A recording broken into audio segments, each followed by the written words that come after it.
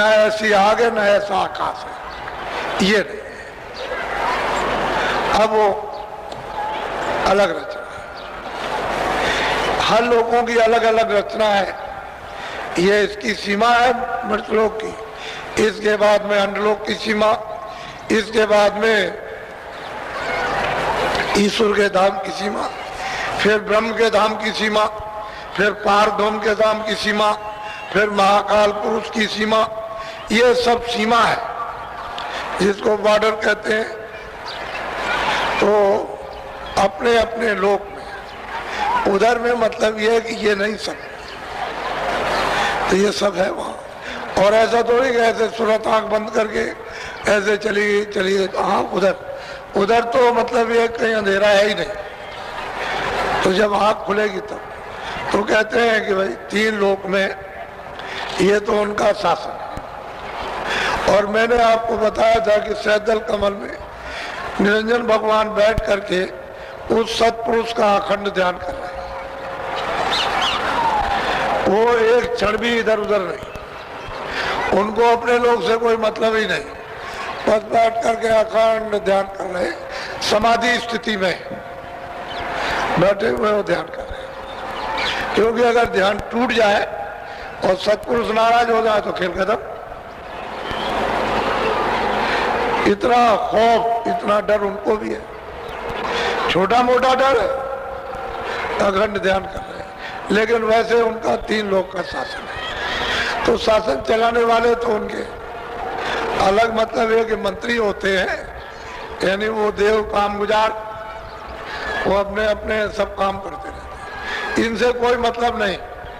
इन्होंने सब बाहर आद्या मां शक्ति को दे दिया, वो अपना सब अपने बच्चों से ब्रह्मा विष्णु महादेव इनसे करा। फिर वो जो देवता है 33 करोड़ 9 करोड़ दुर्गा, 10 करोड़ शंभु, ये सब, और इसके अतिरिक्त वो सब काम करते रहते हैं। सब काम ऐसा जैसे ऑटोमेटिक होता रहता है। उसमें कितनी रुएं डाली जाए, खींची जाए, निकाली जाए, अकाल मृत्यु, ये सब उधर दिखाई देता है कि ये कैसे कैसे अपनी मौत से, मतलब ये कि बीच की मौत से कैसे आ रहा है, कैसे जा रहा है, इस तरह से सब खाना कारखाना खचाखच चलता रहता है। और वो अद्भुत दृश्य रहता है। तो कहते हैं तीन लोग। अब ये सभी महापुरुषों ने इनको देखा, सभी ने कहा, ऐसा नहीं कहने में कोई कमी न राखी, और खुले दिल से जब देखे आंखें, तो जिन लोगों की आंख खुल गई उन्होंने सबने कहा। और तदब कहा रहा न कोई, बिना कहे कोई निराश, सबने बताया। तो इसलिए वो तीन लोग का उनका शासन है। और हम लोगों को जो अधिकार दे दिया, वो तो हम मृत लोगों का भी काम नहीं करते कि चलो भाई मृत लोग के संविधान का पालन करें। तो संविधान को उठा के फाड़ फूट के फेंक दिया। ये तुम्हारा कर्म धर्म, तुम जानो, उसको जलाओ, उसको पानी में डालो, सड़ा दो। तो ये वेद शास्त्र जितने भी है जो कानून दैविक बने थे उनको फेंक दिया। अब मतलब ये है कि छुट्टा हो गया। अब आपको कायदे कानून से क्या मतलब, जो चाहो सो कर लो। इसी की तो सजा और क्या है कि जो तुम चाहोगे करोगे उसका फल वो। तो वो तो तीन लोक में है, उनका ये देश है। बोलो।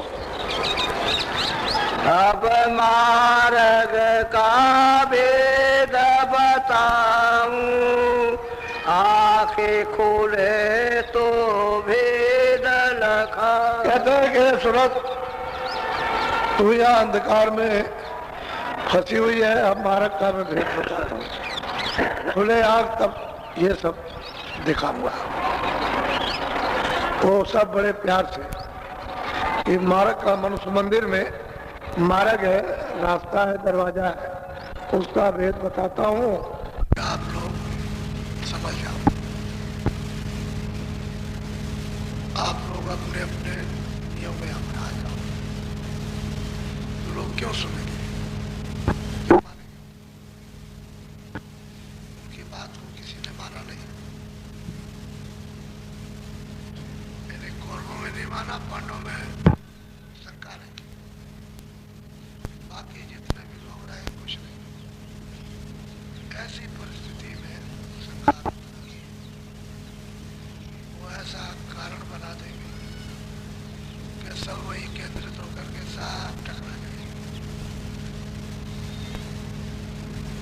मथुरा में बड़े बड़े मस्करे इनके गुरु दुर्वासा, वो भी मथुरा में रहते थे।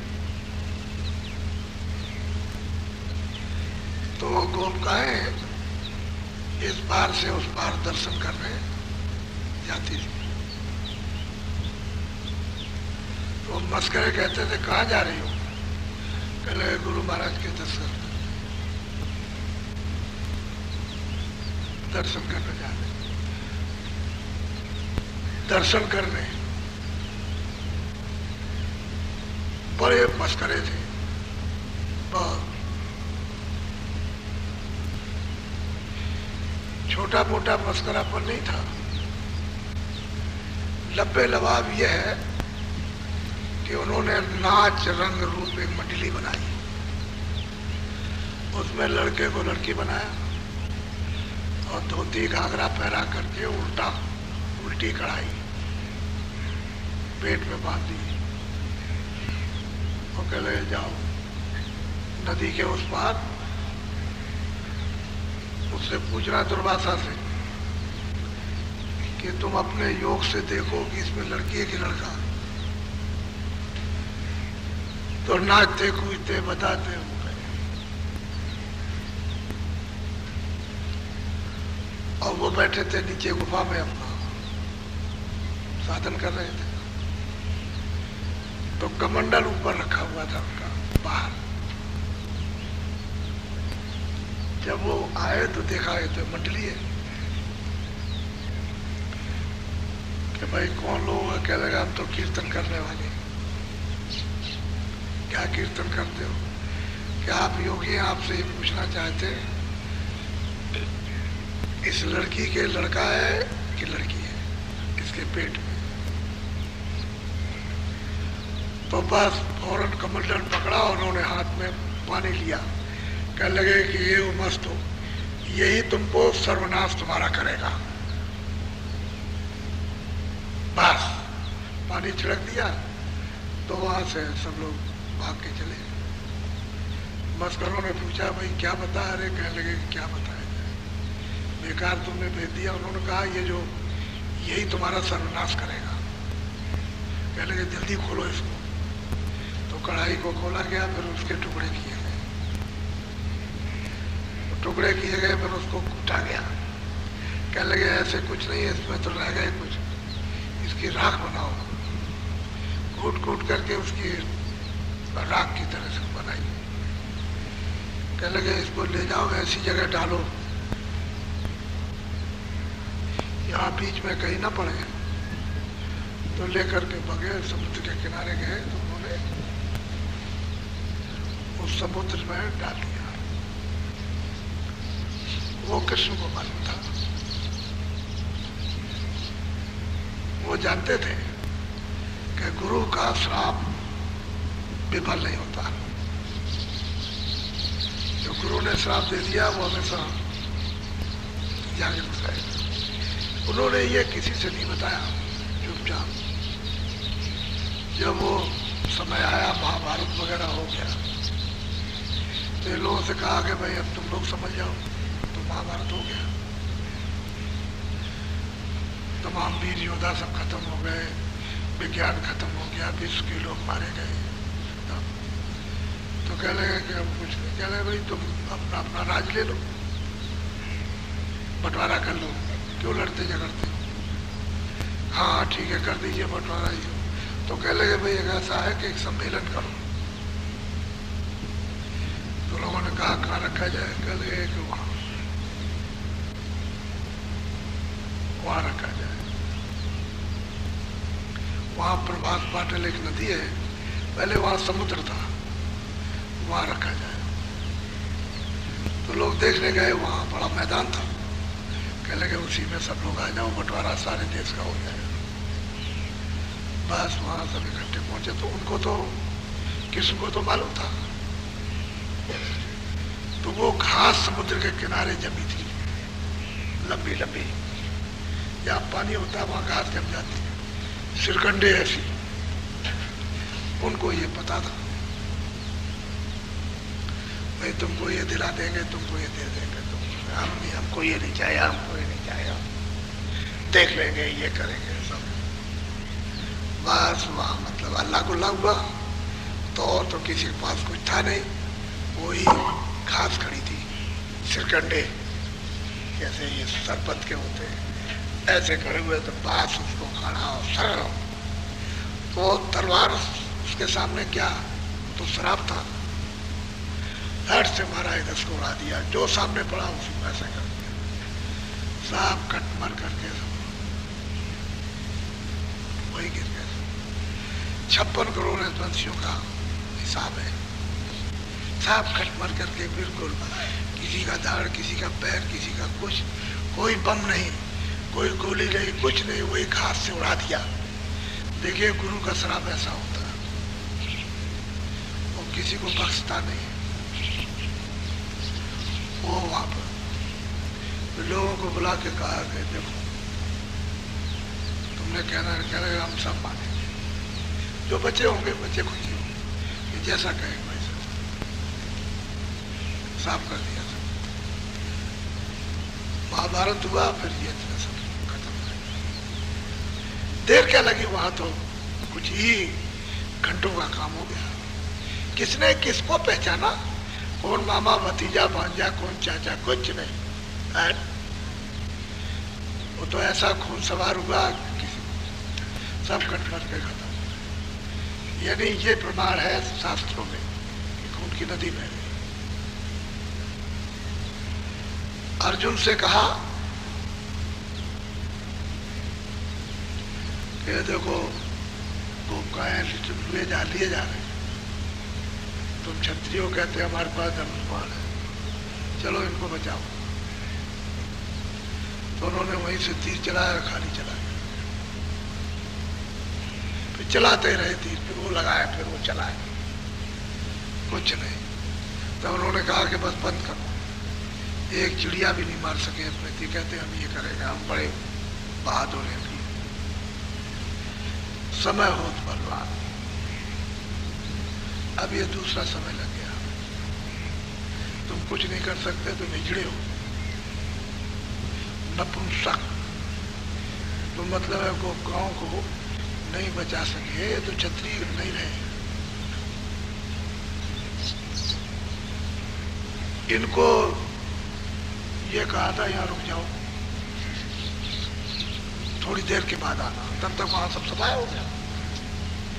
तब तक कृष्ण ने डंका पीट दिया कि मेरे तो जाने का समय हो गया। बस वहीं प्रवास पाटल नदी के पास गए, बिल्कुल चुपचाप बैठ गए उस कगार पर। नदी थी, वहां बैठ गए, ऐसे ध्यान लगाया, जाने वाले थे।